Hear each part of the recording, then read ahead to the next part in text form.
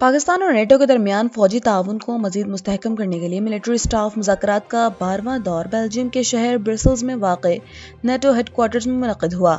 پاکستانی وفد کی قیادت chief of general staff lieutenant general Syed Amir Raza نے کی، جبکہ نیٹو کی نمائندگی میجر جنرل ایرے انگوڈر نے کی۔ ان مذاکرات کا مقصد دونوں فریقین کے درمیان پیشہ ورانہ تعلقات کو وسعت دینا اور علاقائی امن و سلامتی کے لیے مشترکہ کوششوں کو فروغ دینا ہے۔ خطے کی موجودہ صورتحال اور امن استحکام کو درپیش چیلنجز پر تفصیلی تبادلہ خیال کیا گیا۔ افسران کی پیشہ ورانہ تربیت اور تعلیمی پروگراموں میں باہمی تعاون بڑھانے پر اتفاق ہوا۔ دونوں افواج کے درمیان جنگی مشقوں اور آپریشنل سرگرمیوں کو شیڈول کرنے پر بات چیت ہوئی۔ فوجی آلات اور افرادی قوت کے ایک دوسرے کے ساتھ مل کر کام کرنے کی صلاحیت کو بہتر بنانے پر زور دیا گیا۔ پاکستانی وفد نے مونس میں واقع نیٹو کے اہم کمانڈر آپریشنز ہیڈ کوارٹر کا بھی دورہ کیا تاکہ آپریشنل ڈھانچے کو سمجھا جا سکے۔ امریکی صدر ڈونلڈ ٹرمپ نے وائٹ ہاؤس میں صحافیوں سے گفتگو کرتے ہوئے مشرق وسطیٰ کی کشیدہ صورتحال اور ایران کے ساتھ ممکنہ معاہدے کے حوالے سے انتہائی اہم انکشافات کیے ہیں۔ صدر ٹرمپ نے پاکستان کے کلیدی کردار کی تعریف کرتے ہوئے اعلان کیا کہ اگر ایران کے ساتھ ڈیل مکمل ہوتی ہے تو وہ خود اسلام آباد آ کر دورہ کر سکتے ہیں۔ انہوں نے وزیر اعظم شہباز شریف اور army chief field marshal Syed Asim Munir کی قیادت کو سراہتے ہوئے انہیں زبردست آدمی قرار دیا ہے۔ صدر ٹرمپ کے مطابق ایران کے ساتھ مذاکرات کا اگلا دور رواں ہفتے کے آخر میں ہو سکتا ہے۔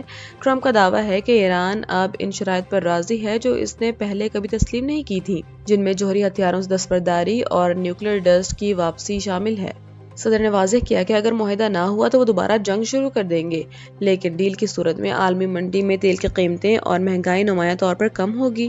انہوں نے اس بات پر اطمینان ظاہر کیا کہ آبنائے ہرمز کی امریکی ناکہ بندی انتہائی مؤثر طریقے سے برقرار ہے۔ صدر ٹرمپ نے لبنان اور اسرائیل کے درمیان 10 روزہ جنگ بندی کے معاہدے کی بھی تصدیق کی۔ لبنانی حکومت حزب اللہ کے ساتھ مل کر جنگ بندی پر عمل درآمد کو یقینی بنائے گی۔ صدر ٹرمپ جلد اسرائیلی وزیر اعظم نیتن یاہو اور لبنانی صدر جوزف اون سے ملاقات کریں گے۔ صدر ٹرمپ نے پوپ لیو کے موقف سے اختلاف کرتے ہوئے کہا کہ پوپ کو یہ سمجھنا چاہیے کہ ایران دنیا کے لیے خطرہ ہے اور وہ فی الحال پوپ سے ملاقات کو ضروری نہیں سمجھتے۔ وزیر اعظم شہباز شریف نے اپنے کثیر الملکی دورے کے دوران انقرہ میں ترک وزیر خارجہ حاکان فیدان سے اہم ملاقات کی، جس میں وزیر خارجہ اسحاق ڈار اور معاون خصوصی طارق فاطمی بھی موجود تھے۔ اس دورے کا مقصد برادر اسلامی ممالک کے ساتھ مل کر تعلقات کو مزید مضبوط بنانا اور علاقائی صورتحال پر مشاورت کرنا ہے۔ وزیر اعظم آج انطالیہ ڈپلومیسی فورم میں شرکت کریں گے اور صدر رجب طیب اردوان سے ملاقات بھی کریں گے۔ اس سے قبل قطر کے دورے کے دوران وزیر اعظم نے امیر قطر سے ملاقات کی اور خلیجی ممالک میں ہونے والے حملوں کی شدید مذمت کرتے ہوئے خطے میں امن کے لیے مذاکرات کی ضرورت پر زور دیا۔